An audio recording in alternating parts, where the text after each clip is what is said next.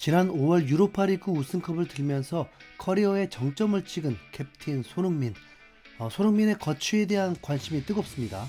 일단 손흥민이 토트넘에 계속 남았던 게 토트넘의 우승 트로피를 주기 위해서라고 보면 그 목표는 이번에 이뤘거든요. 여러 번 강조해도 모자라지만 토트넘 유소 출신이자 잉글랜드 대표팀 주장인 케인조차 못했던 일을 손흥민이 해낸 겁니다. 그런 손흥민은 토트넘과의 계약 기간이 이제 1년밖에 남지 않은 상황이죠. 그러다 보니 손흥민의 이적료를 받으려면 지금밖에 기회가 없습니다. 물론 토트넘 구단 입장에서요. 솔직히 말하면 손흥민이 토트넘을 떠나려면 최소 두 가지 조건은 충족해야 되는데요. 첫 번째로 일단 챔피언스 리그에 나가야 합니다. 손흥민이 속된 말로 피똥 살 정도로 열심히 해서 겨우 유로파 우승 그리고 챔스 티켓을 따냈는데 다음 시즌에 챔스도 못 나가는 팀으로 가는 건 도저히 용납할 수 없는 일이잖아요. 두 번째는 적어도 토트넘에서 받는 것보다 많은 충분한 연봉을 줄 수 있어야 합니다. 팀 레벨이 토트넘보다 딸릴 거라면 적어도 돈은 토트넘보다 많이 줘야 가죠. 그게 아니면 손흥민이 굳이 지금 팀을 떠나서 돈도 적게 받고 수준도 낮은 팀으로 갈 명분이 아예 없거든요. 그렇기에 그나마 사우디 이적설이 많은 주목을 받고 있는 겁니다. 유럽이 아니게 챔피언스 리그는 못 나가지만 연봉은 엄청 챙겨줄 수 있기 때문인데요.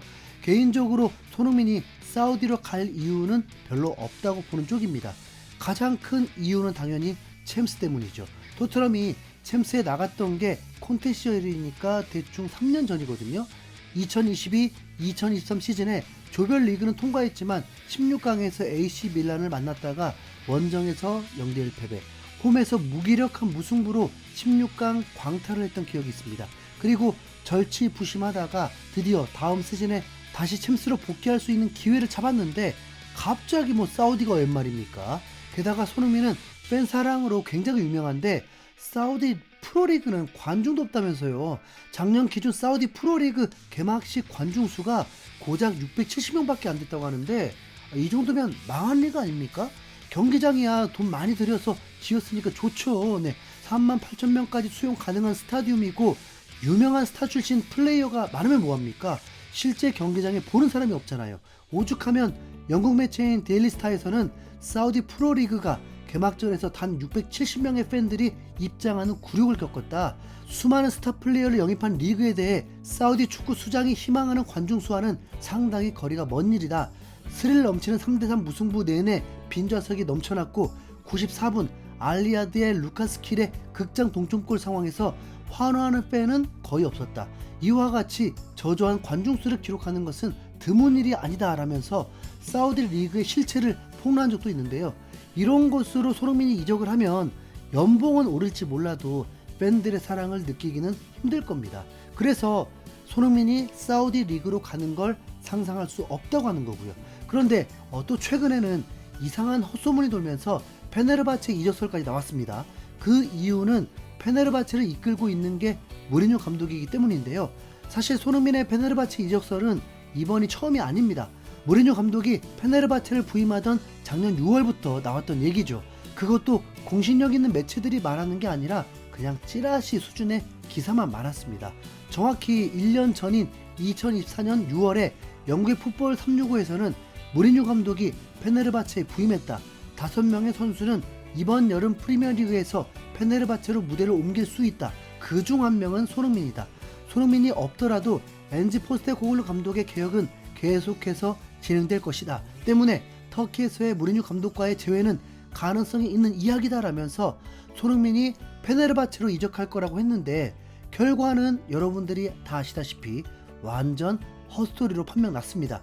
엔지 감독이 직접 임명한 캡틴 손흥민은 끝내 유로파리그 트로피를 함께 들어올리면서 불멸의 업적을 이룩했잖아요. 최근에 나오는 터키 이적설들 역시 대부분이 이런 수준의 찌라시입니다. 시즌이 다 끝나고 잠시 휴식기라서 그런지 한국 축구 기자들도 쓸 얘기가 없다 보니까 손흥민이 페네르바체로 갈지도 모른다는 말도 안 되는 기사로 클릭을 유도하고 있는데요. 다른 선수도 아니고 대한민국 국보급인 캡틴 손흥민을 페네르바체로 보내려는 건 아무리 급해도 너무하지 않나요? 손흥민이 페네르바체로 갈 거라는 기사는 대부분이 튀르키예 매체에서 나온 뇌피셜 소설뿐입니다. 튀르키예 매체인 GPOR은 손흥민이 페네르바체 이적이 매우 가깝다. 페네르바체는 손흥민을 영입해 새 시즌 첫 주요 영입을 단행할 가능성이 있다라면서 무슨 손흥민 이적이 거의 다 된 것처럼 말하고, 같은 날 또 다른 매체인 타크빔은 페네르바체는 손흥민을 영입하기 위해 토트넘과 3천만 유로의 협상을 진행 중이다. 윙어 자원에 최소 한 명의 선수를 보강할 예정인 페네르바체는 손흥민을 최우선 영입 후보로 꼽았다라면서 실제로 뭔가 진행 중인 것처럼 보도했죠. 게다가 튀르키예 현지 기자가 SNS로 무리뉴 감독은 손흥민과 직접적으로 대화를 나눴다. 두 사람은 매우 깊은 유대 관계를 유지하고 있다. 손흥민 역시 페네르바체 이적을 긍정적으로 보고 있다라면서 무리뉴가 직접 손흥민을 설득해서 손흥민이 페네르바체 이적에 열려있다는 말도 안 되는 소리까지 했습니다.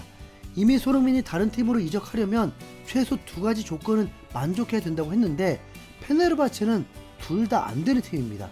스페인 매체인 피차에스에서는 튀르키예 명문 페네르바체는 손흥민 영입에 관심을 보이고 있고 매우 매력적인 조건의 계약을 제시한 것으로 전해졌다. 무려 1200만 유로의 연봉으로 손흥민 커리어에 있어 거부하기 힘든 조건으로 평가된다라면서 손흥민에게 거액을 제안했다고 밝혔는데요. 이것도 신빙성이 상당히 떨어집니다. 현재 페네르바체에서 최고 연봉자는 두산 타티치, 에딘 제코, 프레드 이 세 선수인데 이들의 연봉은 700만 유로밖에 안 되거든요. 그런데 손흥민에게만 1200만 유로를 주면 페네르바체의 재정이 감당이 안 됩니다. 게다가 손흥민의 이적료가 3000만 유로라는데 이조차 페네르바체는 낼 수가 없습니다. 페네르바체의 역대 최고 이적료 지출이 2000만 유로도 안 되는 306억 원 정도인데 손흥민의 이적료라고 말하는 금액보다 150억 이상 낮은 가격이거든요.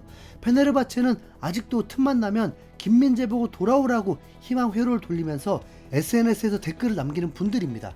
이번에도 그런 느낌으로 그냥 손흥민 오면 좋겠다는 생각에 각자가 자기 마음대로 소설을 쓸 뿐이죠.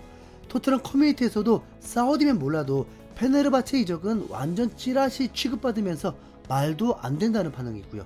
기본적으로 손흥민이 토트넘에다가 벌어다주는 금액 자체가 3천만 유로가 넘는다면서 오히려 파는 게 손해라고 말하고 있습니다.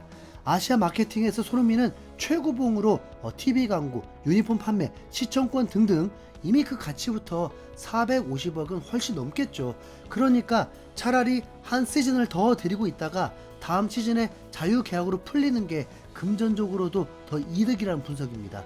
여기에 한국 투어까지 예정되어 있으니까 튀르키예 이적은 진짜 말도 안 되잖아요. 네. 물론 무리뉴 감독은 고마운 감독이 맞죠. 최근 토트넘이 유로파리그에서 우승하자 인터뷰에서 심경을 밝히기도 했는데 트로피와 함께 울고 있는 소니의 모습을 봤다. 그 순간 토트넘 팬들이 느꼈을 기분을 생각하면 나에게도 특별한 기분이 들게 한다라면서 손흥민이 성불하던 순간을 보고 가슴이 뭉클했다고 말했던 겁니다.